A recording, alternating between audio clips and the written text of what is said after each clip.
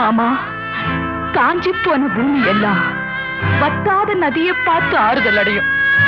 அந்த நதியே காஞ்சி போயிட்டா துன்பப்படுறவங்க எல்லாம் அவங்க கவலைய தெய்வத்துக்கிட்ட முறையிடுவாங்க.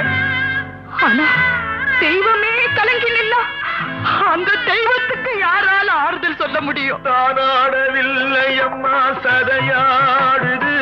அது தந்தை என்றும் பிள்ளை என்றும் விளையா